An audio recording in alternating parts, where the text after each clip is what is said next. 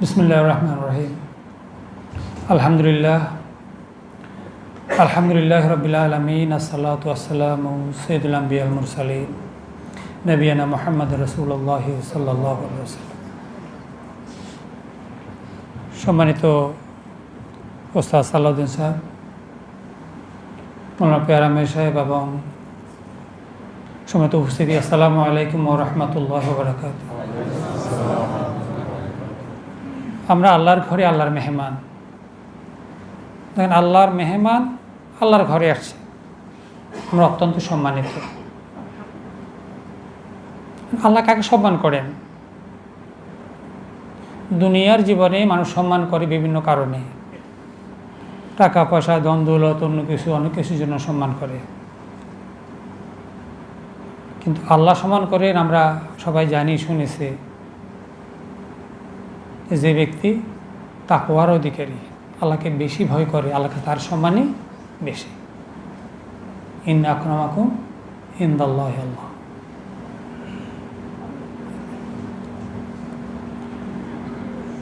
এখন আসুন, এখন আল্লাহর মেহমান, সত্যি কথা আমরা কথা সব অলওয়েজ আমরা উপলব্ধি করি, কথাটা বলে থাকি, কিন্তু তাকওয়ারও বেশি হয়। ইন্না আকরামাকুম ইনদাল্লাহি আতকাকুম। এখন আল্লাহর এই মেহমানদেরকে আমরা পৃথিবী যদি তাকাই, সব দেশে, একটু আগে আমাদের মহতারাম ইমাম সাহেব বলেছেন যে এখনও দুনিয়াতে ইহুদি খ্রিস্টানদেরই রাজ, তাদেরই ক্ষমতা বেশি, তাদের শক্তি বেশি, তাদের সব কিছু বেশি না? তাহলে কথা মিলছে না আসলে, যে আমরা আল্লাহ আমাদেরকে পছন্দ করেন, সম্মান করেন, আমরা আল্লাহর প্রিয় বান্দা, সব কিছুর পরেও মুসলমানদের অবস্থা কেন? এর জন্য দায়ী কি আসলে? আল্লাহ তার প্রিয় বান্দাকে অপমানিত কেন করছেন, লাঞ্ছিত কেন করছেন, পদদলিত কেন করছেন? উচিত ছিল আল্লাহর মেহমান এদের অবস্থান সবচেয়ে ঊর্ধ্বে হবে, উচিত ছিল না ভাই?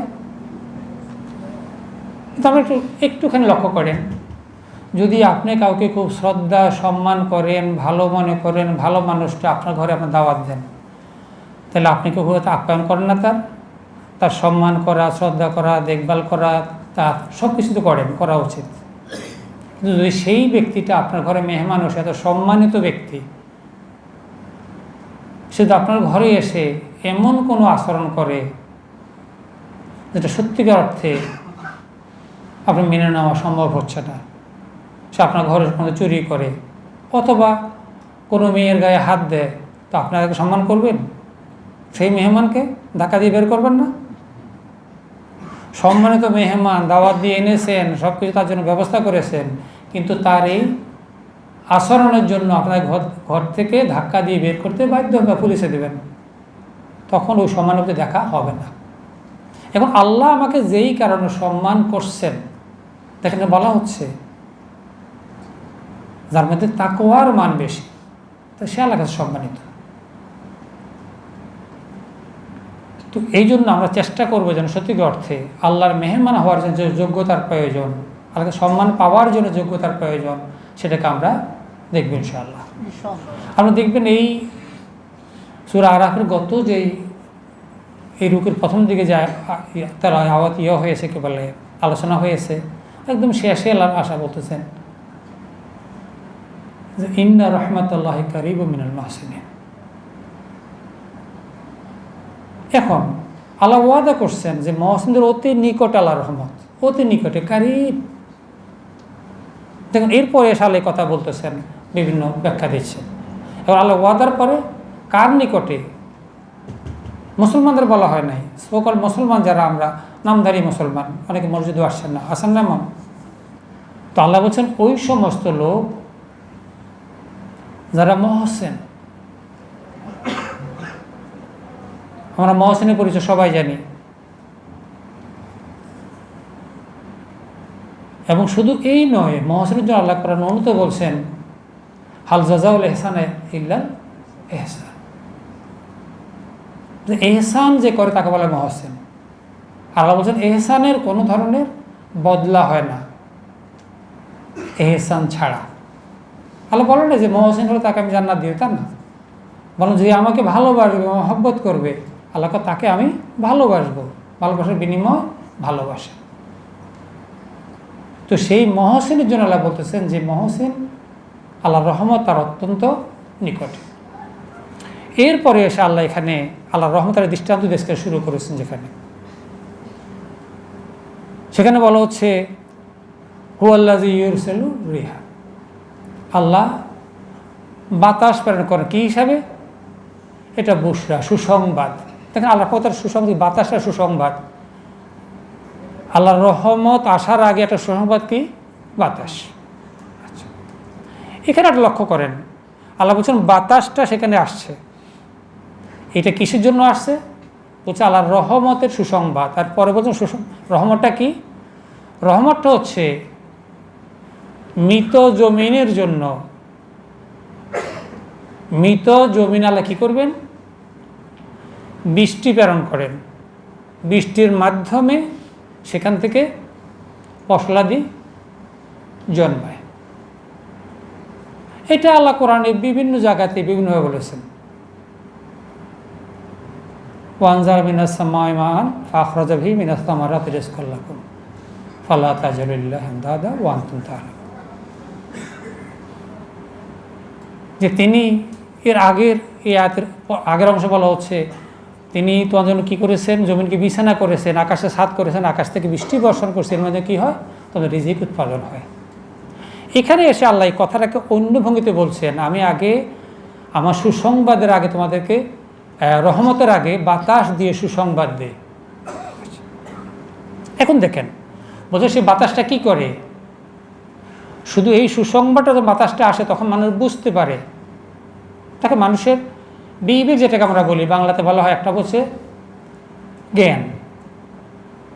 জ্ঞানকে ইংরেজিতে বলা হয় নলেজ, আরবিতে বলা হয় এলম। কিন্তু আমরা অনেকে মনে করি, কিন্তু দেখবেন জ্ঞান যেটা, জ্ঞান হচ্ছে আপনি যদি একটা বই পড়েন, 2 লাইন মুখস্থ করেন, একটা জ্ঞান হলেন আপনার। কোরআন 1 লাইন মুখস্থ, এটা একটা জ্ঞান। এটা বাংলা কবিতা পারে, এটা জ্ঞান না। মুখস্থ করে জ্ঞান অর্জন করা যায়, এটাকে বাংলা জ্ঞান, আরবিতে এলম বলা হয় এবং ইংরেজিতে নলেজ। কিন্তু যেটাকে আরবিতে হেকমা বলা হচ্ছে, এটাকে বাংলাতে বলা হয় প্রজ্ঞা, আর ইংরেজিতে বলা হয় উইজডম। এখন এই যে অবস্থান দেখবেন, হেকমতের কথা বলা হয়েছে, প্রজ্ঞা যেটা, প্রজ্ঞা হচ্ছে দেখবেন অনেক সময় আমরা চোখে দেখি, এই চোখে একটা জ্ঞান আছে না, ওখানে দেখি যে ধোঁয়া উঠতেছে, দেখা যায় কি ধোঁয়া।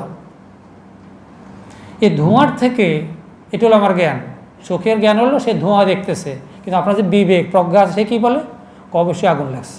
আগুন তো দেখা যায় না, তাহলে আগুন দেখলেও চোখ তো দেখা নেই, দেখছে কে? আপনার বুদ্ধি, এটা হলো প্রজ্ঞা। আপনি আগুন, ধোঁয়া দেখে আগুন বুঝে ফেলছেন। তো এখানে আল্লাহ রাব্বুল ইজ্জত এই ধারাতে বলছেন যে আল্লাহ যদি চান, আল্লাহ সিম্পলি কথা বলেন কুন ফায়াকুন, হয়ে যায় না? হয়তো, কিন্তু আল্লাহ এভাবে করেন না। আপনাকে এক ফোঁটা পানির থেকে মায়ের পেটে পাঠাইয়া সেখানে ধীরে ধীরে বড় করে, রক্ত করে, মাংস করে, এর মধ্যে রুহ দিয়ে, হাড় দিয়ে বড় করে তারপর দুনিয়াতে আসছেন না? দরকার কী ছিল? আল্লাহ যদি বলতো কোন উপর থেকে মানুষ পড়ে যাও, পড়তো না? পড়তো। এটা বড় হেকমত হচ্ছে সেখানে আল্লাহর, যে মানুষকে আল্লাহ এই অবস্থায় রাখছেন। এই যে আমরা দেখেন না, আল্লাহ বলছে আল্লাহকে না দেখে বিশ্বাস করো। এই অবস্থার পিছনে বড় কারণ হচ্ছে সেটাই,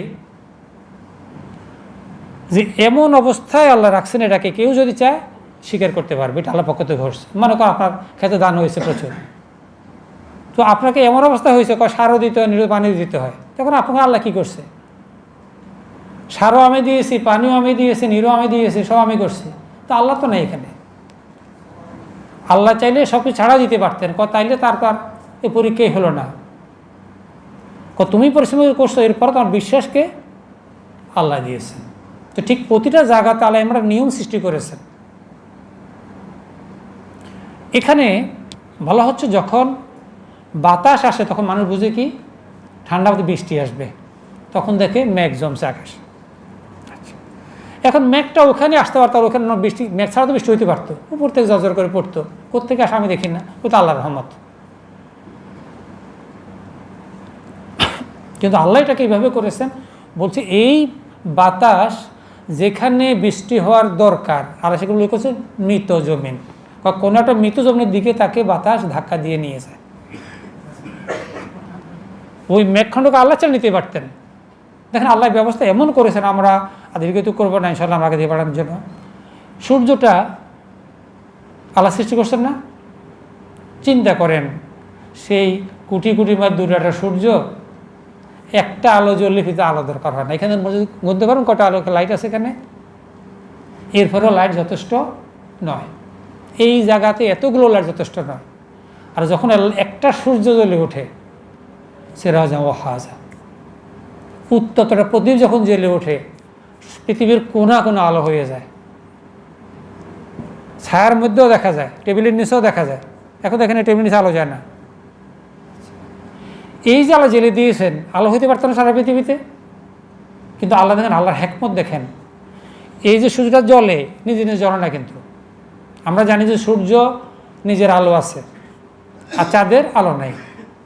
সূর্যের আলো চাঁদে আসে, সেখান থেকে প্রতিফলিত হয় শুধুই তো। যেমন যদি আয়না ধরি, ও আলো আয়নায় পড়বে, আয়না থেকে ওখানে যেয়ে পড়বে, এটি হলো চাঁদের কাজ। আর সূর্য আলো দেয়, কিন্তু শুধু আলোটা আসে কোত্থেকে? এই বাতির আলো দেয় না? আসে না আলো ভাই? সুইচটা বন্ধ করে দেন, আসবে আলো। এবার তো আলোর এই বাতিটার ভিতরে আলো নাই, আলো দূর থেকে পাঠায় কোথাও থেকে, ওই ফাউন্ডেশন থেকে ইলেকট্রিসিটির মাধ্যমে এখানে একটা সিস্টেমে আলোটা হয়, কিন্তু সুইচ বন্ধ করলে হয় না।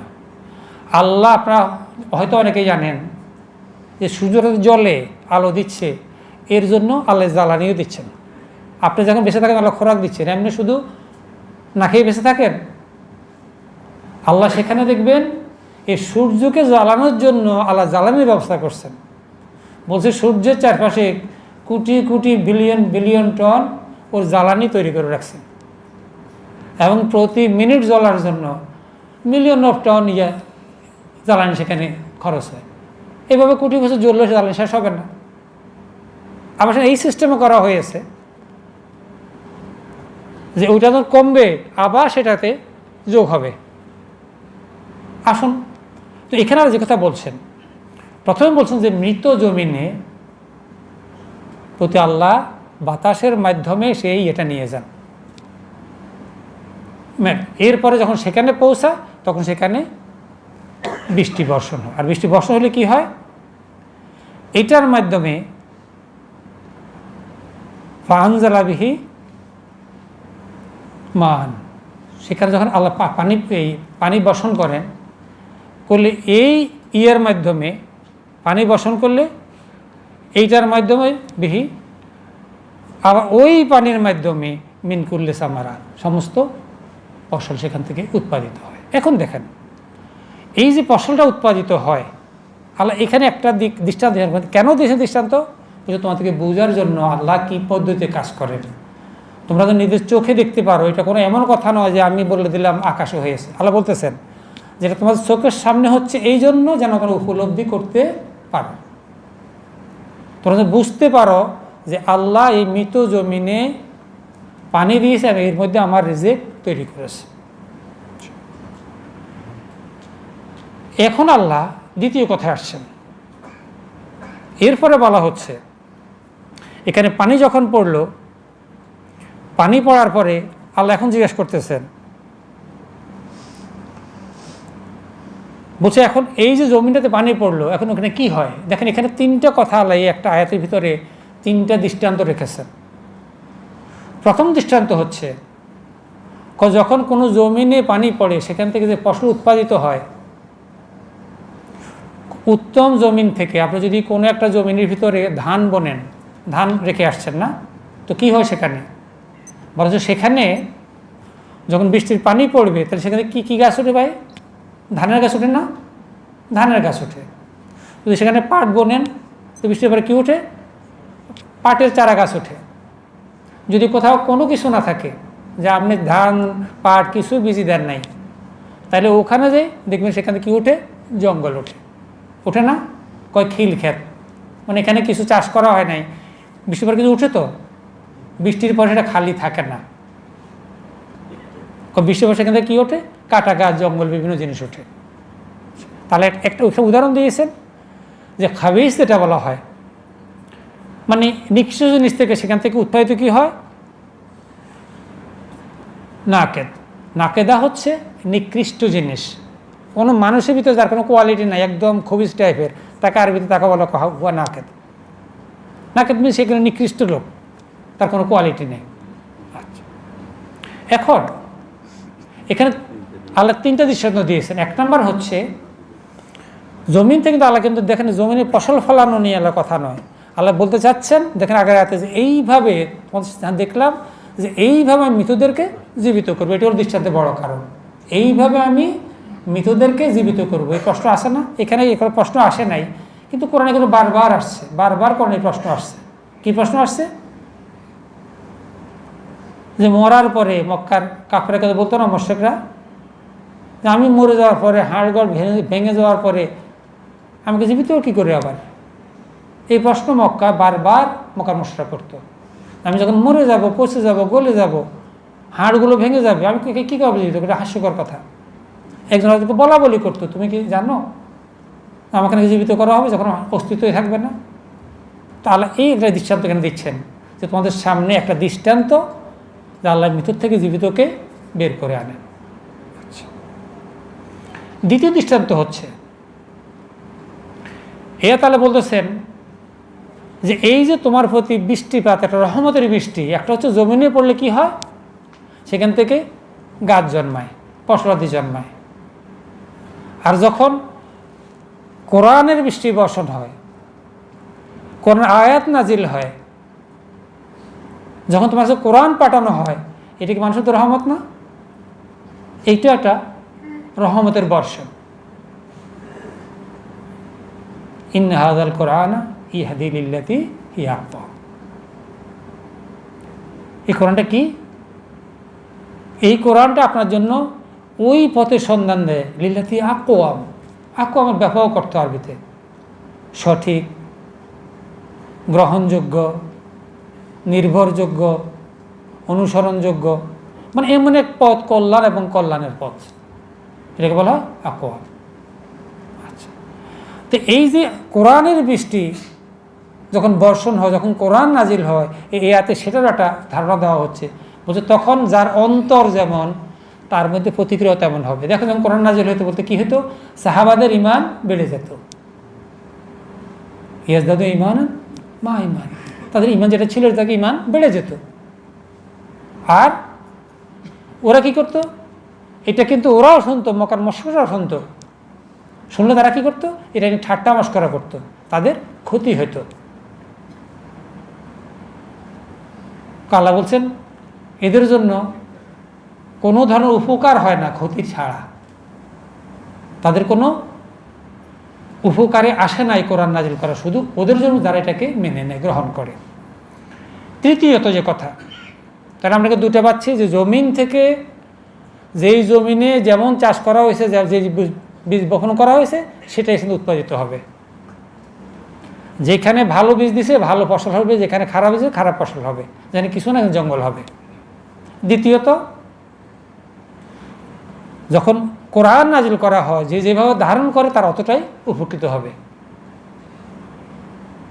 অনুনাজ্জিলু মিনাল কোরআনি মা হুয়া শিফাউ ওয়া রাহমাতুল লিল মুমিনিন ওয়া লা ইয়াজিদু যালিমিনা ইল্লা খাসারা। কোরআন তো নাজিল হয়েছে, এটা শিফা কাদের জন্য? মুমিনদের জন্য। আর কাফেরদের জন্য কিছুই বাড়ায় না, খাসারা, ক্ষতি ছাড়া, তার ক্ষতিই করে, কোনো লাভ হয় না।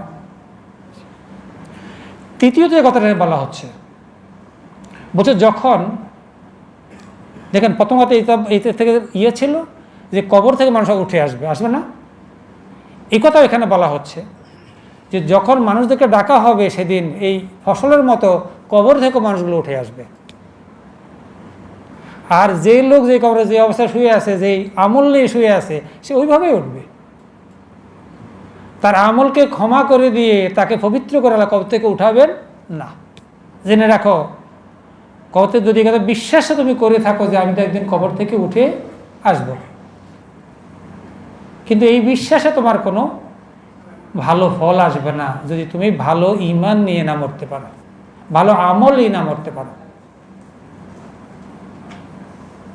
এই জন্য এটা আমার জন্য অত্যন্ত অত্যন্ত একটা উত্তম দিক নির্দেশনা, যে আমাদেরকে শুধু আমি মুসলমানের কথা বললেই যথেষ্ট নয়, আমি কবর থেকে আবার পুনরুত্থিত হব এই কথা বললেই যথেষ্ট নয়, বরং আমাকে এর জন্য প্রস্তুতি গ্রহণ করতে হবে। তাহলে আমরা তিনটা কথা এখান থেকে আজকার এর থেকে আমরা শুনলাম, আমরা যদি মনে রাখতে পারি। কি বলছেন আল্লাহ? জমিনে যেমন উত্তম উত্তম ফসল দেয়, কোরআন তেমন যাদের অন্তর, যার কাছে কানে শুনে অন্তর গ্রহণ করে, যে যেভাবে গ্রহণ করে সে সেভাবে তার ফল লাভ করবে। ভালো অন্তরে পড়লে এটা কল্যাণকর হয়, তাদের ঈমান বৃদ্ধি পায়, আর খারাপ অন্তরে যখন আসে তার ক্ষতিগ্রস্ত হয়। এই জন্য কোরআনের দুই কথা কয়, কেউ বলে যখন বলে কালু সামিনা ওয়া আতানা, ওদের জন্য এটা কল্যাণ, আর যারা বলে সামিনা ওয়া আসাইনা, শুনেছে এবং এটাকে প্রত্যাখ্যান করেছে, বলছে তার জন্য অকল্যাণই অকল্যাণ। আর তৃতীয়ত, কবর থেকে যখন উঠবেন, যেই আমল নিয়ে কবরে গেছেন ওইটা নিয়ে উঠবেন, কারণ দুনিয়া দারুল আমাল। এখন দুনিয়াতে যে আমল আমরা করে যাব, আসুন আমরা যদি এইটুকু কথা আমাদের মহতব আগে বলছিলেন, এইটুকু কথা মেনে নিতে পারি, দেখবেন ইনশাআল্লাহ আমার জীবনটা পরিবর্তন আসবে, আসা উচিত। আসুন এরপর যে কথা আমাদের সামনে তুলে ধরা হয়েছে, এরপর দেখেন আল্লাহ এই ব্যাখ্যা দিয়ে, দেখেন পরবর্তীকালে এই কথারই ব্যাখ্যাগুলো বারবার এখানে এসেছে, যে কথা তোমার জন্য আমি প্রথম বলি নাই, কারণ পূর্বের কওমগুলোকে নবীর কাছেও আমি এই আয়াতগুলো পাঠিয়েছি। এখানে প্রথম নূহ আলাইহিস শুরু করেছে, ওয়ালাকাদ আরসালনা নূহান ইলা কওমি, আমি নূহকে তার কওমের কাছে পাঠিয়েছি। ফাকালা ইয়া কওমি, দেখেন এই যে দাওয়াতগুলো প্রত্যেকের একই দাওয়াত। উনি কি বলছেন? ফাকালা বলছেন, হে আমার কওমের লোকেরা, তোমরা কি করবে? ইয়া কওমি ইবুদুল্লাহ, হে কওমের লোকেরা আল্লাহর ইবাদত করো, মা লাকুম মিনাল্লাহি বাইরে। এই দাওয়াটা দেখবেন প্রত্যেকের কাছে দাওয়াটা পৌঁছেছে, হে আমার কওমের লোক, আপনারা কি করবে? তোমরা আল্লাহর ইবাদত করো। নবীদের একই দাওয়াত ছিল, প্রত্যেক নবী দুনিয়াতে এসে এই দাওয়াত দিয়েছে। হযরত নূহ আলাইহিস সালাম তার কওমের লোক বলতেছেন, হে আমার কওমের লোক, তোমরা আল্লাহর ইবাদত, আল্লাহ ছাড়া কোনো মাবুদ নাই। দেখেন এই হঠকারিতা দেখেন, এবং প্রত্যেক কওমের জবাব এক ধরনের ছিল। এখানে বলা হচ্ছে, যখন তাকে এই কথা বলা হয়েছে, হে আমার কওমের লোকেরা, তোমরা কি করো? আল্লাহর ইবাদত করো, আল্লাহ ছাড়া তোমাদের কোনো দ্বিতীয় কোনো ইলাহা নাই, ইলাহিন গায়রি। এখন ইলাহাটা কি? আমরা এই বলি সামনে রাখবেন, ইলাহা এখানে একটা কথা বুঝার প্রয়োজন অত্যন্ত বেশি। এই জন্য মা লাকুম ইলাহিন গায়রি, তোমাদের কাছে আর কোনো আল্লাহ ব্যতীত কোনো ইলাহা নাই। দেখবেন আমরা যখন বলি কুল হু আল্লাহ হু আহাদ, আমরা এই কথা বারবার বলেছি, ওয়াহিদ আর আহাদ আলাদা কথা না? ওয়াহিদ মানে এক, আর আহাদ হলো অদ্বিতীয়, মানে সেটা সব দিক থেকে অদ্বিতীয়, যার আগেও নাই পরেও না। দেখেন আপনার সাইজ সাহেব অনেকবার শুনেছেন, কয় একের আগে শূন্য আছে, একের পরে দুই আছে, কিন্তু ওয়াহিদ যেটা তার আগেও নাই পরেও নেই, কেউ নেই, তার আগে পরে কেউ নেই। ঠিক তেমনি ইলাহা শুধু এই না যে আমরা নামাজ পড়বো আল্লাহর জন্য আর অন্য জায়গায় কার না। আল্লাহ সেই সত্তা যে সার্বিকভাবে সব কিছুর জন্য আল্লাহ একমাত্র ইলাহা। নির্দেশ কার থেকে নিতে হবে? আল্লাহ থেকে। ইবাদত করতে হবে আল্লাহ থেকে, সাহায্য চাইতে হবে আল্লাহ থেকে, সব কার থেকে চাইতে হবে? আল্লাহর কাছ থেকে। এখন বলা হচ্ছে, হে কামের লোকরা, তোমরা আল্লাহর ইবাদত করো, আল্লাহ ছাড়া তোমাদের কাছে কোনো, আল্লাহ ছাড়া তোমাদের কোনো ইলাহা নাই। মানে পৃথিবীর কোনো চালচলন, কোনো ধরনের কাজকর্ম, জীবনযাত্রা, আপনি জীবন তাকান একটুখানি লক্ষ্য করেন, বলা হচ্ছে আফা গায়রা দীনিল্লাহি ইয়াবগুনা ওয়া লাহু আসলামা মান ফিস সামাওয়াতি ওয়াল আরদ। তোমার কাছে কষ্টকর মনে হচ্ছে বা পছন্দ হচ্ছে না, তুমি কেন নতুন পদ্ধতি খুঁজছো? এটা কিন্তু দেখেন, এখানে দিন মানে জীবন ব্যবস্থা, তোমার জীবন পদ্ধতি, চলাফেরা, উঠা বসা, খাওয়া দাওয়া, এই যে জীবন লাইফস্টাইল যেটা বলছো, সেখানে কেন তুমি আল্লাহ দিনকে ফলো করছো না? অথচ তুমি ছাড়া আর সবাই তা মেনে নিয়েছে। আচ্ছা, আসুন আমরা এই যে আল্লাহ বলছেন আল্লাহ ইলাহা, তার ব্যাখ্যা দেখেন আপনি। আল্লাহ বলছে আল্লাহ ছাড়া সবাই মেনে নিয়েছে, তখন তো বাকি সব মেনে নিয়েছে কিনা? আপনার চারপাশে যত প্রাণী আছে, পশু পাখি থেকে শুরু করে গাছপালাতে, প্রত্যেকে দেখবেন আল্লাহর নির্ধারিত নিয়মে সে জীবনযাত্রা করছে। যেই হাঁসের ডিমটা, এখন তো হেঁচারিতে বিভিন্ন মেশিনে ডিম ফুটায়, আলাদা আলাদা কথা বাচ্চা হয়। ছোটোবেলা আমরা দেখছিলেন যে হাঁস ডিম তা দেয় না, কে তা দেয়? মুরগি। এখন মুরগিটা ক্যাপাসিটি আছে, সে আমার 20টা ডিম তা দিতে পারে, চেয়ে বেশি পারে না। তখন করে কি, এখান থেকে 7টা 8টা ডিম বের করে নিয়ে হাঁসের ডিম দিয়ে দেয়, দেখছেন না? মুরগি মনে করে তারই বাচ্চা, বাচ্চা ফুটার পরে একসাথে ওগুলো একসাথে হাঁটে। সেও মনে করে এটাই আমার ফ্যামিলি, এর একসাথে আমরা চলছি। কিন্তু দেখেন 2 দিন পরে কি হয়, ওই হাঁসটা খানের দিকে যায় বাচ্চাটা।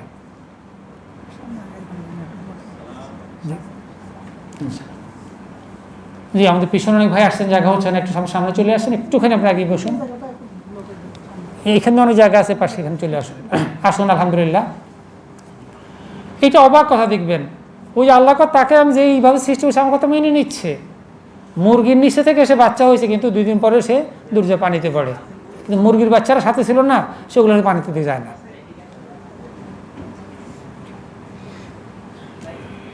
এখন দেখবেন মানুষের অবস্থা, মানুষ মানতে চায় না কেন?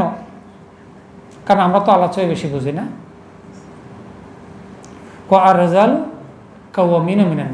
আল্লাহ বলছেন পুরুষদেরকে মহিলাদের উপর কর্তৃত্ব দেওয়া হয়েছে। যে এটা তো আল্লাহ ঠিক করেন নাই, সমান অধিকার দরকার না? অধিকার সবার সমান, দায়িত্ব সবার সমান নয়। তো বললাম তো আজকে আমরা নামাজ পড়ছি, তো নামাজকে পড়াইছে, আমরা সবাই পড়াইছি না, এই মানুষ পড়াইছে। দায়িত্ব তো সমান নয়, কিন্তু অধিকার প্রত্যেক মানুষের সমান। এখন এই জন্য আমাদের পছন্দ হয় না, আল্লাহ এটা কি বললেন, যে এটা কি করে সম্ভব যে পুরুষের কর্তৃত্ব বেশি মহিলার উপরে? আল্লাহ এটাই ফিতরত, এটাই দিন, তোমাকে এইভাবে সৃষ্টি করা হয়েছে, তোমাকে যে যোগ্যতা দেওয়া হয়েছে, তোমার অধিকারের কোনো সমস্যা নেই। তুমি নামাজ পড়লে তুমি জান্নাত পাবে, পুরুষও জান্নাত পাবে, অধিকারের কোনো সমস্যা নাই। তোমার অধিকার খর্ব করা হয় নাই, পর দায়িত্ব আলাদা দেওয়া হয়েছে। এখন এটা কিন্তু শুধু মানুষের জন্য না, আপনি দেখবেন, আপনি তো লক্ষ্য করেন একটুখানি, যখন দেখবেন পানিতে 10টা হাঁস ভাসতেছে, আপনি তাকাই দেখেন কষ্ট করে, আপনার গ্রামের বাড়িতে কোথাও দেখবেন ওই যে পুরুষ হাঁসটা এটা সামনে দিয়ে যাচ্ছে, ও পিছন দিয়া মহিলাগুলো যাচ্ছে। কে করেছেন এটা? সে তো কোরআন আসে না, কিন্তু তার কাছে আল্লাহ কাছে তাকে ইচ্ছায় অনিচ্ছায় বাধ্য করছে আমার বিধানকে মেনে চলার জন্য। আপনি তাকে দেখবেন যেখানে হয়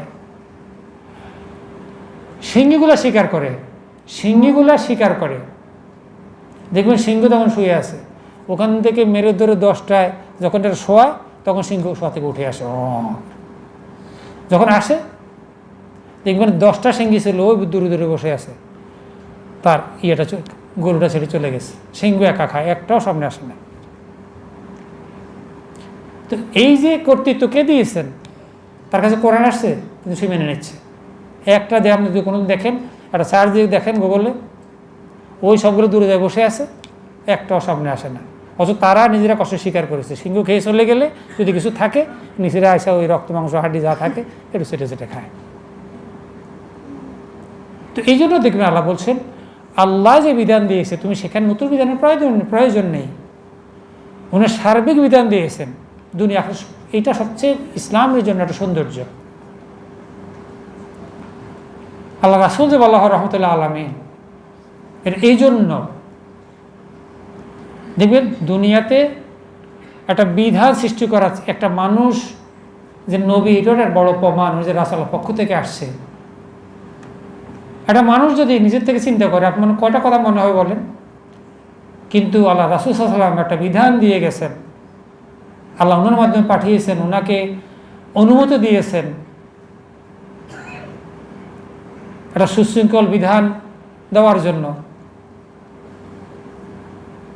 একটা কথা বাদ পড়ে যায় নাই। বলেন যে একটা শব্দ পায়খানা ভাষা শুদ্ধ করে একটা শব্দ বাদ পড়ে গেছে, বরং যেটা সেই জামানায় ছিল না কিয়ামত আসবে সেটাও বলে গেছে।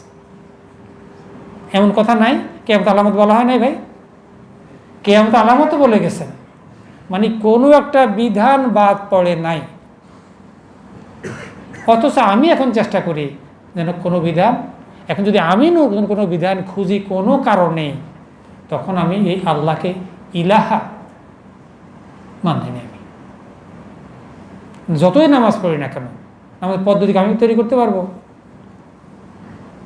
সেই পদ্ধতিকেও মেনে নিতে হবে। আল্লাহর বিধান এবং রাসূলের পদ্ধতি দোনোটাকে আমি যখন একসাথে করব, তখন আমার নামাজ পরিশুদ্ধ হবে। আসুন, বলা হচ্ছে এই কমন যে কথাগুলো এখানে বলা হচ্ছে, দেখেন এরপরে বলা হচ্ছে, যখন তাদেরকে বলা হয়েছে হে কামের লোকেরা, তোমরা আল্লাহ ছাড়া কোনো মাবুদ নেই, তোমরা আল্লাহর ইবাদত করো, বলছে এর উত্তর তারা কি বলছে?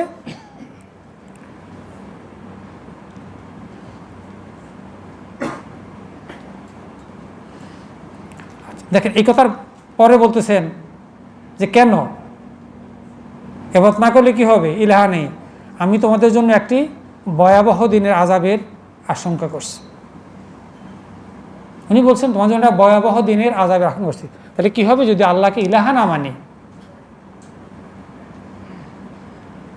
শুধু মানা নয়, বলছে যদি পদ্ধতিতে কোনো পার্থক্য হয়, আমার সেই ইবাদত কবুল করা হবে না। তাহলে আমরা দুটো জিনিস মনে রাখবো, একটা হচ্ছে আল্লাহর বিধানকে আমরা মেনে নেব আল্লাহর দেওয়া পদ্ধতি অনুযায়ী, যেটা রাসূলের মাধ্যমে দেওয়া হয়েছে। আচ্ছা, তাই আমরা এই বলছি যদি তোমরা সেটা না করো, তাহলে আমি মনে করছি যে একটা ভয়াবহ দিনের আযাবের আশঙ্কা করছি। বাউদেন কি কোনটা? যালিকাল ইয়াউমুল হক ফামান শাআ তাখাযা ইলা রাব্বিহি মাআবা ইন্না আনজারনাকুম আযাবান কারীবা। দেখেন সে আযাব করেছে আযাবান কারীবা। কোন আযাব? ইয়াউমুল হক, কিয়ামতের দিন। আর আল্লাহ বলতেছেন সেই আযাবটা সবচেয়ে নিকটের, আযাবান কারীবা, সবচেয়ে নিকটের আযাব। আর সেই আযাবের কথা এখানে বলা হচ্ছে, বলছে আমি আসছি তোমাদের কাছে এই সংবাদ এই জন্য পৌঁছাচ্ছে মাদ্রাসা কার ইবাদত করো না, এই জন্য যে আমি আশঙ্কা করছি তোমরা এর বাইরে যাও, একটা মহা আযাব তোমাদের উপরে আসবে। আচ্ছা, দুটো দুনিয়াতে একটা আযাব আসে না ভাই? এই যে জাতির কথা বলা হচ্ছে এখানে, নূহ আলাইহিস সালামের জাতি, কওমে নূহ, তাদের আযাব আসছিল। কেমন আযাব ছিল সে কথা এখানে উল্লেখ হয়েছে। আল্লাহ সেখানে বলছেন এখন দুইটা আযাব। বলছে এই দুনিয়ার আযাবের কারণে তারা আখিরাত শাস্তি থেকে মাফ পাবে না, বরং দুনিয়া যাদের আরেকটা বিধান আছে, যেটা হচ্ছে যদি দুনিয়াতে কেউ অন্যায় করে এবং ইসলামী বিধানে তাকে শাস্তি দেওয়া হয়, ইসলামী হুকুমত তাকে শাস্তি দেয় ইসলামী বিধানে, তাহলে এটার জন্য তাকে আখিরাতে পাকড়াও করা হবে না। কিন্তু সেখানে একটা দিক থেকে যায়, যদি কোনো ব্যক্তি শাস্তি লাভ করে দুনিয়ার জীবনে কিন্তু সেটাকে অস্বীকার করে, যেমন ধরেন একটা লোক আছে, সে তাকে শাস্তি তো দিয়েছে কিন্তু সে এরপর ক্রিয়াকর্ম করেছে এই কাজ আমি করিনি, আছে না? শাস্তি পাওয়ার পরও আমি আমার প্রতি জুলুম করা হয়েছে, আমি কোনো অপরাধ করিনি। এই অবস্থায় বলছেন শাস্তি পাওয়ার পরেও সে হয়তো ক্ষমা পাবে না। কিন্তু যদি সে এটা তসলিম করে মেনে নেয়, সে শাস্তি গ্রহণ করে ইসলামী বিধান অনুযায়ী, ইসলামী শরিয়া অনুযায়ী, তাহলে ওই পাপের জন্য তার দ্বিতীয়বার একটা শাস্তি হবে না। আর যাদের আল্লাহর আযাব আসে বলছে দুনিয়া সাময়িক শাস্তি, কিন্তু আখিরাতে তারা পরিপূর্ণ আযাবের স্বাদ গ্রহণ করতে হবে, সে কথাই বলা হচ্ছে। তাই একটা দুনিয়ার আযাব আসবে, সেই ভয় দেখানো হচ্ছে তোমরা আল্লাহর পথে না চলো, আল্লাহ তোমাকে পৃথিবীতে ধ্বংস করে দেবেন, এই জনপথকে তোমার নিশ্চিহ্ন করে দেবেন, আর পরকালে তোমরা সে আযাব পাবে।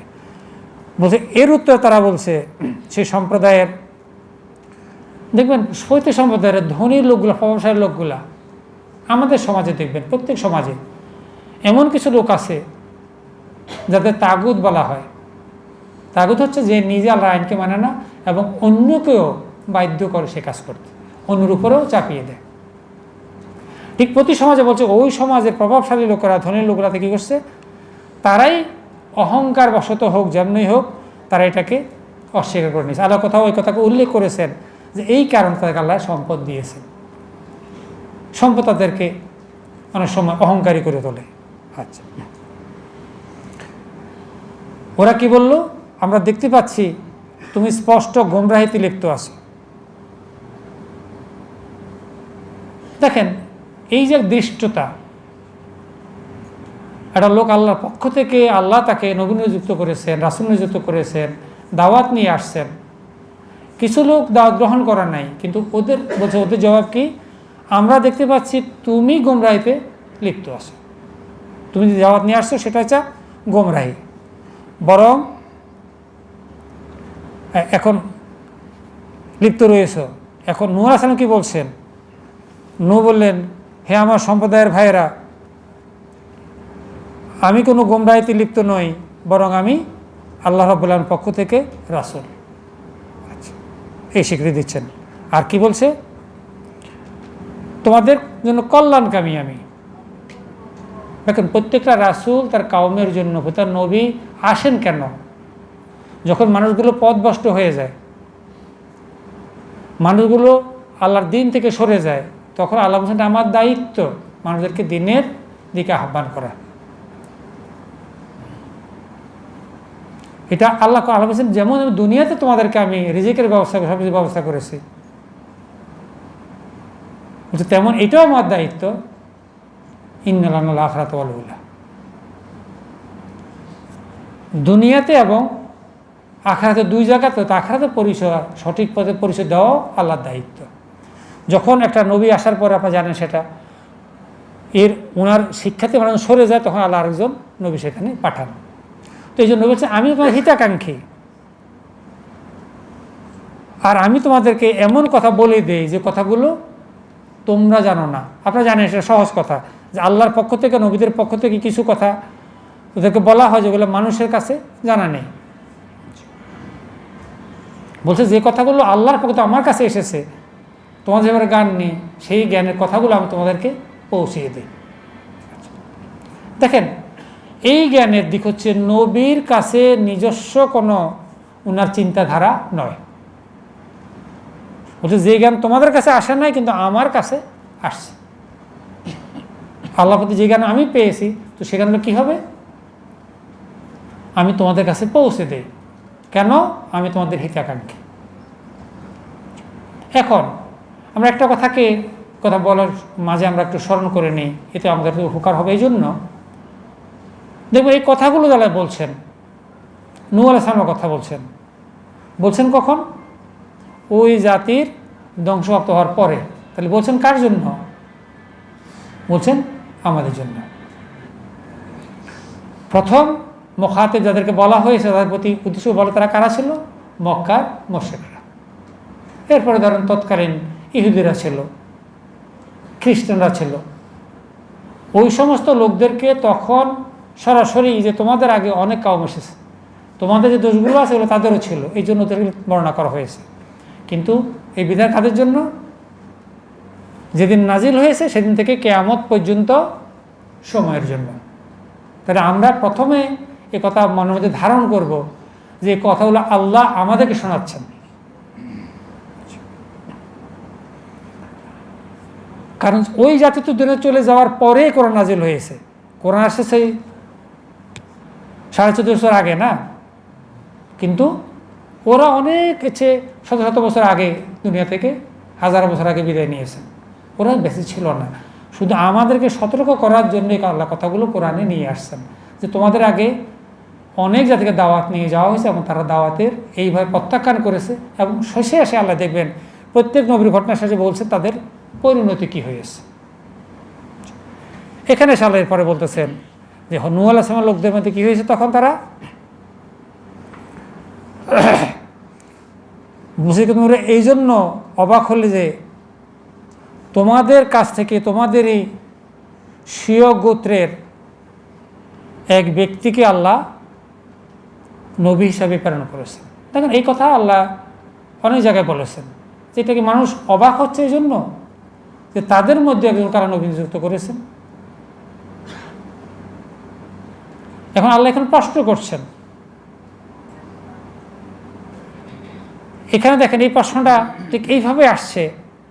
আপনি দুই দিক থেকে নিতে পারেন, যে এটা আল্লাহ রাব্বুল ইজ্জত বলছেন অথবা নবী তার সম্প্রদায়কে বলছেন, তোমরা কি এই জন্য অবাক হচ্ছ যে আল্লাহ তোমাদের মধ্য থেকে একজনকে নবী নিযুক্ত করেছেন। এইটা আল্লাহর চিরাচরিত নিয়ম। আপনি দেখেন হয়তো আদম থেকে শুরু করে জনাবি মুহাম্মদ রাসূলুল্লাহ সাল্লাল্লাহু আলাইহি ওয়াসাল্লাম পর্যন্ত প্রত্যেকেই মানুষ ছিলেন। মানুষের মধ্য থেকে আল্লাহ একজনকে মনোনীত করেছেন।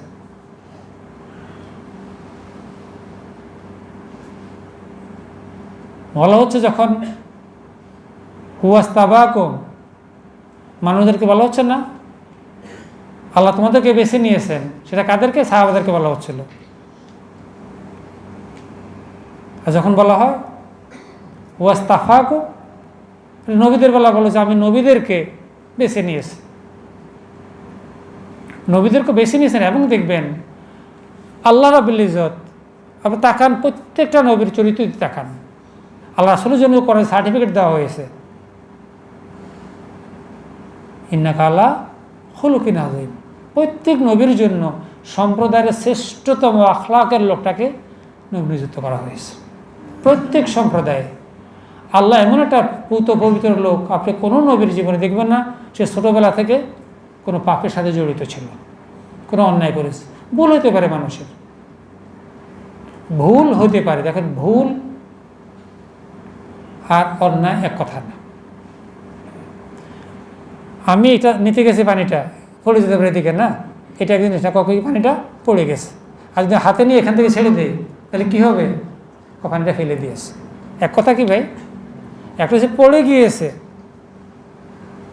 এখন পড়ে গিয়ে দামি জিনিস ভেঙে যায়, এইটা আসলে অপরাধ নয়, ভুল হয়েছে, কষ্ট ভাই সরি। আর যদি হালকা জিনিস আমরা নিয়ে নিয়েছি ভেঙে ফেলেন, অর্থ সে রাগ জিদবশত বা ক্ষতি করার জন্য এটাকে করেছে। তো এই জন্য নবীরা এমন পবিত্র আখলাকের অধিকারী ছিলেন, ছোট্টবেলা থেকে ওনাদেরকে আল্লাহ সেইভাবে দেখভাল করেছেন, ওই চরিত্রে মানুষগুলোকে আল্লাহ মনোনীত করেছেন নবী হিসাবে। তখন বলা হচ্ছে এখন এই জন্য ওদের কাছে এটা আশ্চর্যের ব্যাপার ছিল যে ওদের সম্প্রদায়ের একজন লোক তাদেরকে সতর্ক করার জন্য তাদেরকে মনোনীত করা হয়েছে নবী হিসাবে। এখন এখানে ব্যাখ্যা করা হচ্ছে যে কেন এটা দেওয়া হয়েছে, নবী আসছে কেন? যে যখন তোমরা ভুল পথে পরিচালিত হও তখন তোমাদের সতর্ক করার জন্য, তোমাদের ভুল পথে চলাকে রোধ করার জন্য, তোমাদেরকে সঠিক পথ দেখানোর জন্য। এই জন্য আল্লাহ একজন নবীকে সেখানে পাঠান এবং তোমাদের প্রতি যে আল্লাহর যে হুকুম হাকাম আছে এগুলোকে বিস্তারিতভাবে তোমাদের তুলে ধরার জন্য আল্লাহ রাব্বুল ইজ্জত নবীদেরকে পাঠান। এটা প্রত্যেক নবীর জন্য আমরা বারবার শুনেছি একই কথা। কিন্তু তারা তাকে মিথ্যাবাদী সাব্যস্ত করল। এখন দেখেন শেষ পর্যন্ত এসে প্রথম বলছে আমরা তোমাকে, আগে কি বলছিল, যখন উনি বলছেন যে আমি আল্লাহর পক্ষ থেকে নবী, বলছে তোমাকে আমরা তো এইভাবে মানি না, বিশ্বাস করি না, তুমি প্রতারক ব্যক্তি। এখন এখানে বলছে, তারা বলছে তুমি মিথ্যা কথা বলো, তোমার কথা আমরা বিশ্বাস করি না। আচ্ছা, এখন ওরা বলতেছেন এখানে দেখবেন, এখানে যদি আপনি সেখানে যান, আল্লাহ রাব্বুল ইজ্জত, এটা একটা কোরআনের বৈশিষ্ট্য। অনেক সময় আপনি অসংলগ্ন দেখবেন। অসংলগ্ন মিনস মানে এই কথার সাথে পরের কথা মিলেন না। কোরআন দেখবেন অনেক জায়গাতে আগের কথায় পরের কথায় মনে হচ্ছে এইটা আগে হলে ভালো হতো। অনেক জায়গাতে দেখবেন ওই সূরা বাকারার ঘটনা যেখানে আসছে, যে একটা করো, গরু জবাই করো, তারপর কোন রঙের হবে, এই হবে, অনেক কথা হইতে হইতে হইতে করে করছে। এরপরে এসে বলতেছে আমি এই জন্য করছি, ওই এক ব্যক্তি সেখানে হত্যা করছিল তাকে বাছাই করার জন্য। তো এখন আমার মনে হয় যে আগে হইলে ভালো ছিল, যে এমন একটা ঘটনা ঘটছিল, এক ব্যক্তি মারা গেছে, পরে আমি বলছি এমন এমন করো না। কোরআন ইতিহাসের কিতাব না, কোনো কাব্য না, কোরআনের এইটাই কোরআনের শ্রেষ্ঠত্ব, কোরআনের বড়ত্ব এখানে। আসুন এরপরে যেটা বলা হচ্ছে, এখন যখন পরে এসে তারা বলছে, এখন এর মাঝে অনেক কথা আছে, অনেক ঘটনা আছে, আল্লাহ সেগুলো সব তুলে ধরার নেই। আল্লাহ সংকট এটা আমার শিক্ষণীয় দিনটা তুলে ধরেছেন। বলছে এই এত কর্মকাণ্ডের পর আমরা শুনেছি না, বিভিন্ন জায়গাতে এই ঘটনা অন্য জায়গাতে আসছে, নৌকা তৈরি করার ফলে এটা সেটা বিভিন্ন ধরনের তোমার লোকদের কেন, এখানে আল্লাহ আযাবের কথা বলছেন, যে এখন তাদের জন্য আমি আল্লাহ পক্ষ থেকে আযাব আসছে। এখন ওদের আযাবটা কেন আমরা সবাই জানি, যে আযাবটা কী ছিল।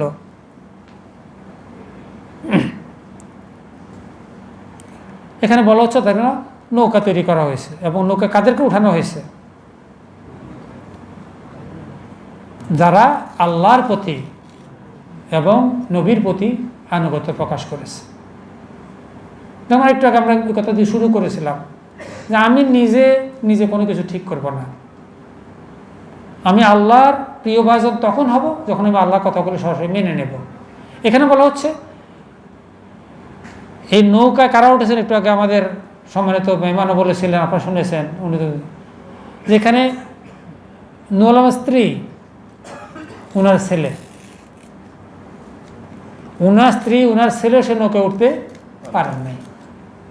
তাহলে এখানে আমরা একটা বড় শিক্ষা, যে ইসলামে কোনো বংশ পরিচয়ের কোনো মূল্য নেই।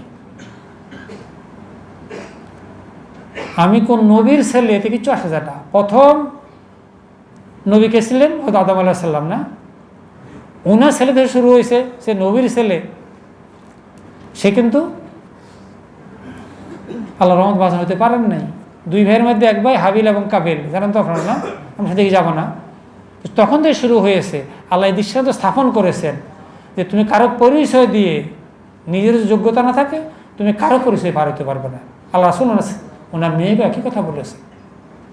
আচ্ছা আসুন, তাহলে প্রথমটা দেখলাম এখানে দুইজন, ওনার স্ত্রী এবং ওনার ছেলে উঠতে পারে না। তাহলে এখান থেকে এক শিক্ষা হলো, আমার কে দরবেশ, কে ফির, কে বুজুর্গ, এই দিয়ে আমি পার হইতে পারবো না। আমার এখন যার দরবারে যিনি আমাকে নিয়ে যাবেন, এখন অনেকে মনে করেন হাত ধরে নিয়ে যাবে, এটা অনেক বড় গোমরাহের কথা, ইমান থাকা নেই কথা বললে, যে পীর সাহেব আমাকে নামাজ পড়ি না, আমাকে হাত ধরে জান্নাতে নিয়ে যাবেন। তাহলে এক কথা তো আমি মানলাম যে উনি সমস্ত নবীর চেয়ে শ্রেষ্ঠ, মুহাম্মদ সাল্লাল্লাহু আলাইহি ওয়াসাল্লাম বড় ছিলেন। উনি বলতেছেন ফাতেমা, আল্লাহ বাঁচতে হবে, তোমার নিজের আমল দিয়ে বাঁচতে হবে, তুমি নবীর মেয়ে এই পরিচয় কিচ্ছু হবে না। তাহলে ওই ব্যক্তি যেন মুহাম্মদ সাল্লাল্লাহু আলাইহি ওয়াসাল্লাম অনেক বড়, আরো উনি শুধু নামাজ লাগবে না, আমি হাত ধরে নিয়ে যাবো, এটা অনেক বড় গোমরাহি। এর থেকে আমাদের বাঁচতে হবে। কেউ আপনাকে নেবে না, আপনার আমল দিয়ে আপনাকে পার হইতে হবে। শুধু এই ধোকায় যেন আমরা না পড়ি, এটা বড় শিক্ষা এখানে আমাদের জন্য। দ্বিতীয় যে শিক্ষাটা এখানে আসছে, আহালের কথাটা যেখানে দেখবেন, বরং এই কথা হযরত নূহ আলাইহিস সালাম দোয়া করেছিলেন। যখন পানি বাড়তে শুরু হয়েছে, ছেলেকে বলছিলেন নৌকা ওঠো, উনি কি বলছেন? রাব্বি বিবনি মিন আহলি। দেখুন উনি কেন বলছেন এই কথা? আমার হে রব, আমার সন্তান মিন আহালি, সন্তান আর বলা দরকার আছে? আহালি আবার সন্তান আহাল না? কিন্তু উনি বলতেছেন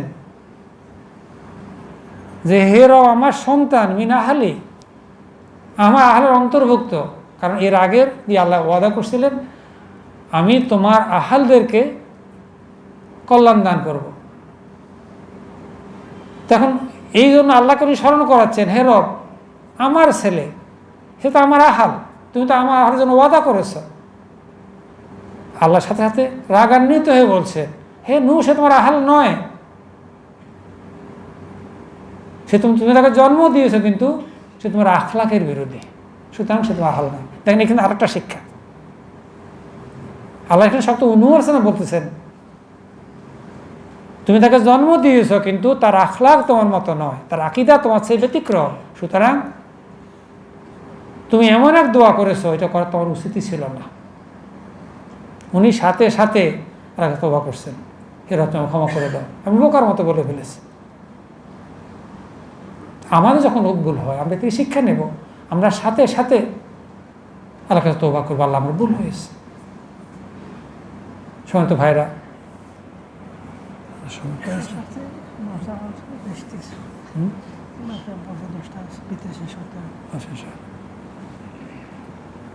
জি ইনশাল্লাহ।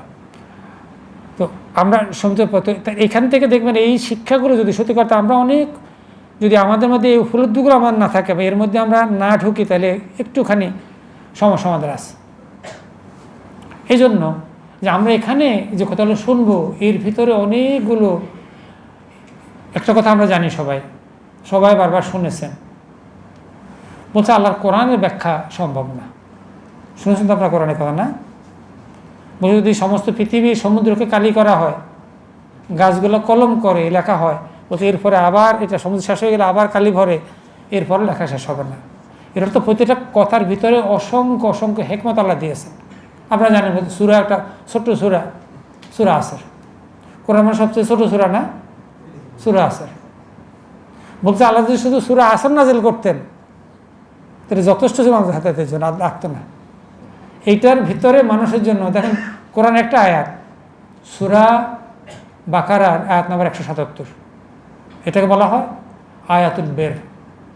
যত নেকি আছে কয় এক হাতের ভিতরে, বাইরে কোনো নেকি নেই। এটা বলা হয় আয়াতুল বের, নেকির আয়াত। সূরা বাকারা আপনি পড়ে দেখেন, আয়াত নাম্বার 177। সেখানে আল্লাহর প্রতি ঈমান থেকে শুরু করে শেষ পর্যন্ত আখেরাতে কী কী কাজ, রোজা, নামাজ, হজ, যাকাত থেকে শুরু করে সাদগা পর্যন্ত সব কিছুর ভিতরে আসছে। দয়া দাক্ষিণ্য সব কিছু, মানে যত ইবাদত আছে সব এক আয়াতের ভিতরে বলা আয়াতুল বের। তো ঠিক বলছে সূরা, এই সূরাতে প্রত্যেকটা মানে অনেক শিক্ষণীয় ব্যাপার আছে। আমরা একটা লাইন থেকে যদি চিন্তা করি, এখন শুধু আমরা উপকৃত হব, ওই যে বলছে না যে বৃষ্টি, যদি দেখবেন এই যে বৃষ্টির কথা আজকে বলছে, অন্য জায়গায় এই উদাহরণও আসছে, বলা হচ্ছে যখন প্রচুর বৃষ্টিপাত হয়, কিন্তু হইল কোথায়? কয় পাথরের উপরে, সেখানে কোনো ফসলই জন্মায় না, বরং আগে দুইটা যে বালু টালু ছিল না, ওগুলোও চলে গেছে ওখান থেকে। বৃষ্টি হয়তো আগে দুইটা বালু ছিল না, ওই বালুতে যদি কিছু পড়তো হতো, কিন্তু ছোটটা গাছ উঠতো। বৃষ্টি হওয়ার কারণে ওই আগের বালিটাও চলে গেছে, তাও নেই। এটা বলা হচ্ছে যখন কোরআন নাজিল হয়, যে অন্তরে এটাকে গ্রহণ করার মতো ক্ষমতা নেই, পাথরের মতো হয়ে গেছে দিল, এর মধ্যে যতই কোরআন নাজিল হোক কোনো কাজ হয় না। এই জন্য সময় তো ভাইয়েরা, আমরা দেখেন কিছু গর্হিত কাজের মধ্যে আমরা আজকে আর আগে না গিয়ে আমরা একটা কথাকে আমরা একটু এই সূরা দেখবেন, এরপরে সূরা হুদ আলাইহিস সালামের কথা আসছে, হুদের পরে ইয়ের কথা, সালেহ আলাইহিস সালামের কথা আসছে, এরপরে গিয়ে দেখবেন সেখানে কাবুল লুতের কথা আসছে। আমার কাছে কাছে মনে হয়েছে, এই জন্য দেখবেন এই সেখানে এসে আল্লাহ এখানে ধারাবাহিক নূহ আলাইহিস সালাম, হুদ আলাইহিস সালাম, তারপরে এরপরে অন্য নবী সবার বেলা একই ধারাতে বলে গেছেন, ইয়া কওমি ইবুদুল্লাহ। কিন্তু সেখানে এসে দেখেন এই কথাগুলো না বলে সরাসরি কয়, হুদ আলাইহিস সালাম তার কাউমকে বলেছেন যে তোমরা এই ফাহিশা কাজ থেকে বিরত হও। তোমরা কেন এমন কাজ করছো? জঘন্য কাজ করছো। মানব ইতিহাসে এমন ঘটনা ঘটে নাই, এর চেয়ে নিকৃষ্ট কোনো কাজ পৃথিবীতে নেই। সেখানে হিকমত দেখেন, মানে তাদের অবস্থান এই অবস্থায় গেছে, আল্লাহ তাদেরকে আর এই সমস্ত হেদায়েতের বাণী শোনানো দরকার মনে করেন নাই, সরাসরি তাদের অন্যায়ের দিকে ইঙ্গিত করা হয়েছে। এখন দুনিয়ার জীবনে আমরা আপনারা সবাই আমাদের যে ভুলগুলো হয়, ভ্রান্তিগুলো হয়, আমরা চেষ্টা করব একবার বলতে পারি, আমি ক্ষমা চাইতে পারি। আল্লাহ রাব্বুল ইজ্জত এতটা দয়াশীল, এতটা করুণাময়। সেখানে বলা হচ্ছে যদি একটা পাপের জন্য, দেখেন পাপ অনেকে অনেক ধরনের কাজ করে। আজকে আমাকে একজন ফোন করছেন, কয় ওনার সমস্যা কি, ধরেন পাপটা যেটা করছে, কিন্তু ওনার কাছে কোনো সামর্থ্য নাই, হজ করার অবস্থান নাই। হজ কিন্তু এটা ফরজ ইবাদত। এখন উনি কোনোভাবে যেমনি হোক, ঋণ টিন করে এটা হোক বা কারো সাহায্য নিয়ে হোক, বিক্রি করে হোক, উনি হজ করবেন। হজ করলে কি হবে, ওই সমস্ত গুণা, মানে ওনার ভিতরে এখন চিনতে আসছে, সারাদিন গুণা টানা করছি, এখন বুড়ো অবস্থা আসছে, এখন হজ টাজ করে ফেললে সব শেষ হয়ে গেল। এইটা সাথে ওটা জ্ঞানার্জনতা। আল্লাহ গুনাহ থেকে বাঁচার জন্য বলেন তো পদ্ধতি কি দিয়েছেন? তওবা। গুনাহ থেকে বাঁচার জন্য পদ্ধতি তওবা। বলছে আল্লাহ সমস্ত গুনাহকে তওবার মাধ্যমে ক্ষমা করে দেন, সমস্ত গুনাহকে তওবার মাধ্যমে ক্ষমা দেন। তেমন আল্লাহ যখন হাদিস বলছিলেন, তখন সাহাবারা জিজ্ঞেস করেছেন, ইয়া রাসূলুল্লাহ, বিভিন্ন চুরি ডাকাতি জিনা বিভিন্ন রকম বলছেন, হাত্তা অনুযায়ী হাত্তা যেহেতু প্রশ্ন হাত্তা হোক, তুমি তওবা করো, আল্লাহ ক্ষমা করে দেবেন। একদিকের কথা। অন্যদিকে যখন তওবা করা হয়, তখন এক ব্যক্তি এক কাজের জন্য তওবা করে, তওবা করার পরে সেই কাজ আবার তার দ্বারা সংগঠিত হয়, বলছে আবার তওবা করে আল্লাহ ক্ষমা করবে। কিন্তু শর্ত হচ্ছে তওবা করার সময় যেন সে একদম খালেজভাবে তওবা করে, অন্তর থেকে ইনশাআল্লাহ আমি এটা করবো না। কিন্তু তার অন্তর যদি থাকে তওবা করে নেই, করবো তো আবার, সেটা তওবা হতে পারে না। এই জন্য সত্যি কথা, আমরা যেই অন্যায়গুলো পাপগুলো করেছি, এর থেকে আমরা কেউ জানি না আমরা কতদিন বেঁচে থাকবো। এই জন্য আমরা আজকে রাতে আমরা তওবা করি, ফিরে আসি। তাহলে জীবন অনেক পাপ করেছি। আমরা আজকে আমাদের একটা প্রোগ্রামে বলতেছিলাম যে ছোটো বাচ্চা আমরা বলি তার বুদ্ধি কম, বুদ্ধি বেশি কার? আমার। আমরা বয়স্ক মানুষ অনেক বুদ্ধি, দুনিয়াতে অনেক বুদ্ধি খাটে, অনেক কাজ করি, কিন্তু আমরা তাকাই দেখেন ছোটো বাচ্চাটার বুদ্ধি একদম কষে জাহেল মানে আদিতে আলেমের বিপরীত জাহেল মানে যার কোনো বুদ্ধি নেই, জ্ঞান নেই। তো সে মনে করেন ছোটো, হাঁটতেও পারে না, হামাগুড়ি দিয়ে সামনে গেলে একটু গরম পাতল ধরলো, ধরার পর দেখলো এটা গরম, হাতটা টেনে নেয় না, নাকি গরম ধরে বসে থাকে, লাগলেই সে হাতটা টেনে নেয়, আরেকবার কিন্তু হাত দেন আসে। সেই পিছনে গেছে পাতিলে তার সামনে দেন, হাত দেবেন আসে। তাহলে সে কি বোকা? আসলে সে জানতো না বলে হাত দিছে, কিন্তু যখন বুঝার পরে সামনে ফাতিল নিল, সে কান্না করে হাত দেন। আর আমি সালাপ লোকটা, জ্ঞানী লোকটা, আগুনে হাত দেই, পাপ করি, গুনাহ করি, জাহান্নামে হাত ঢুকাই, জেনে শুনে ঢুকাই। আমি কি জানি না সুদ খেলে কি হয়, ঘুষ খেলে কি হয়, মিথ্যা বললে কি হয়, জিনা করলে কি হয়, জানি কি? আমি জেনে শুনে, সে না জেনে হাত দিচ্ছে, আমি জেনে শুনে হাত দিই, পা বাড়াই। আর এই ভুল করার পরেও আমি ফিরে আসি না। আমি এটাতে অভ্যস্ত হয়ে যাই যে ঘুষ খায় সব দিন, ঘুষ খায়, সুদ খায় সব দিন, ঘুষ খায়, খারাপ কাজ সব দিন করে, সে ফিরে আসে না। কিন্তু আমি আমাকে বুদ্ধিমান মনে করি। আল্লাহ সেই লোক কিছু বেকুব, যা দুনিয়ার জন্য আখিরাতকে নষ্ট করে দেয়, আল্লাহ বলছেন সে বেউকুফ। তার চেয়ে বড় বেউকুফ আর নেই। তো আসুন সম্মানিত ভাইরা, আমরা যদি এর থেকে কিছুটা উপকৃত হই, আমরা যদি এটাকে ধারণ করি, একটা শব্দ আমার অন্তরে গেঁথে থাকে, আমরা এটাকে আমলে পরিণত করি, তাহলে শুধু জানার মধ্যে কোনো কল্যাণ নেই। বরং জানার মধ্যে কল্যাণ তো নেই, বলার মধ্যে আমাদের কল্যাণ নেই। আল্লাহ তো সেখানে বলছেন না, লেমাতা কুলো না মালা তা ফেলো বলছেন। এইগুলো এরপর আল্লাহ বলতেছেন কাবুরা মাক্তানেন্দাল্লাহ তা কলু মালা তা ফেলো। আর সবচেয়ে অপছন্দনীয়, মানুষ এমন কথা বলে সেটা করে না। বরং জয়িকা আমার কাছে আসতে আমি শুনেছি, আমি জেনেছি, আমি পড়েছি, আমি বুঝেছি, সেটা না করলে আপনার শাস্তি দ্বিগুণ হবে, আল্লাহ কষ্ট করবেন। আপনি কি বলতে পারবেন না আমি জানি নেই, আমি শুনি নেই। এই জন্য আমরা চেষ্টা করব যে আমরা যে কথাগুলো শুনি কিন্তু আমল করার চেষ্টা করার তৌফিক দান করে। আমরা আল্লাহর কাছে প্রার্থনা করব, আল্লাহ যেন আমাদের অন্তরগুলো দিনগুলোর মতো মাইন্ড করে দেন। আমরা যেন আমাদের আগামী দিনগুলো সুন্দর হয়, গুনাহমুক্ত হয়। আমরা যত গুনাহ করেছি এর থেকে ফিরে আসি, তওবা করি। আপনারা জানেন ছোটোখাটো যে গুনাহগুলো আছে এগুলো আমাদের সমাজে সত্যি অর্থে এখন অনেকেই আপনারা ইন্টারনেটে, আমি কথা অত্যন্ত আমি জরুরি মনে করি, আপনি ইন্টারনেটে বিভিন্ন ভিডিও এখানে সেখানে দেখে আমরা অনেক ধরনের এখন অনেক ধরনের প্রতারণা হচ্ছে এগুলোর মাধ্যমে।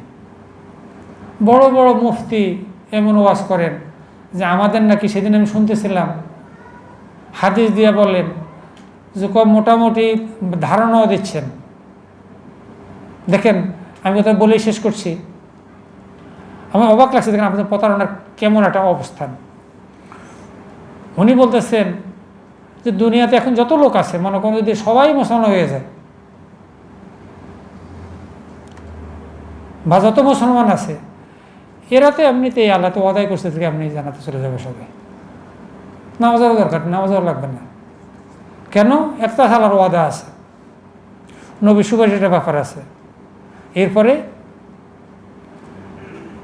আল্লাহ রাসূল সাল্লাম আবু বকরকে এবং ইয়াকে জিজ্ঞাসা করছেন, ওমরকে, যে তোমরা আমার উম্মতের জন্য কি দিবা, তোমার আমলের কত অংশ দিবা?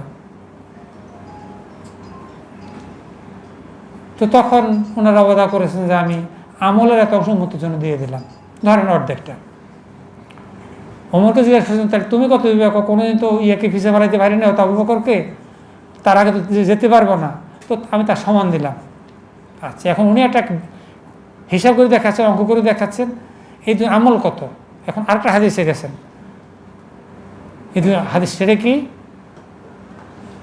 হয়তো আয়েশাকে একদিন আকাশের তারকা দিকে তাকে বলতেছেন যে এত কার আছে, নেকি কার আছে?